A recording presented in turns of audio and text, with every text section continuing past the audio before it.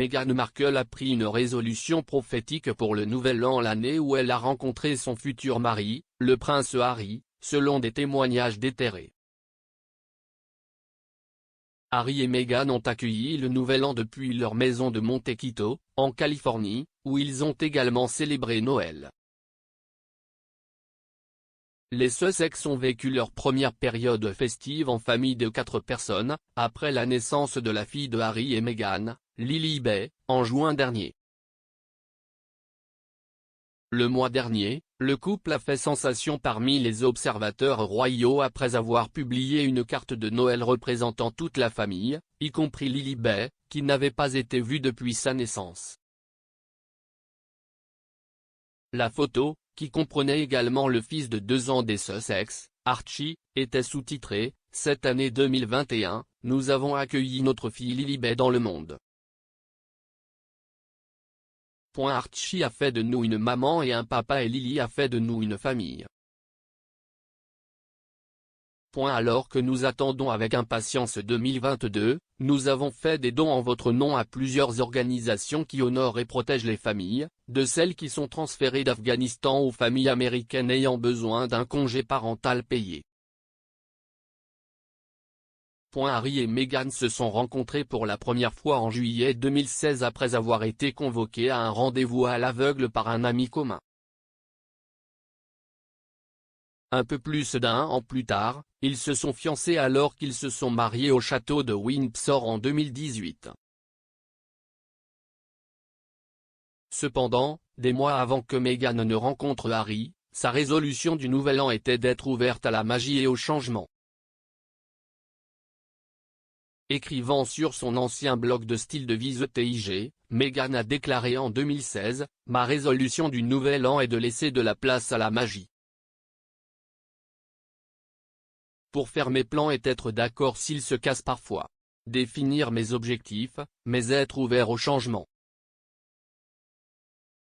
Bien sûr, 6 mois plus tard, la vie de Meghan a subi un énorme changement après sa mise en place avec le duc de Sussex. Lors de la première interview du couple lors de l'annonce de leur fiançailles, ils ont parlé de leur première rencontre.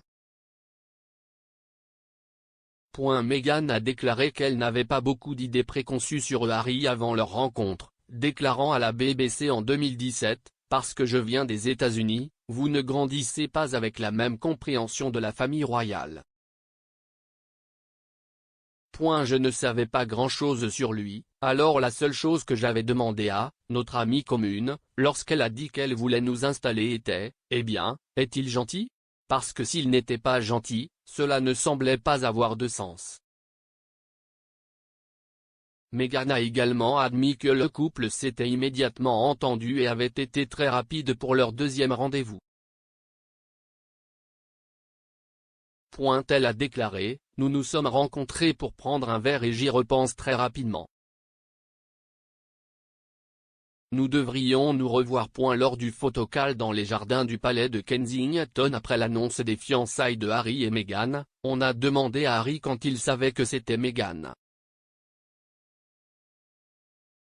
Il a rapidement répondu « La toute première fois que nous nous sommes rencontrés. » Après seulement quelques semaines de fréquentation, Harry a persuadé Meghan de le rejoindre lors d'un voyage au Botswana, où le couple a campé l'un avec l'autre sous les étoiles.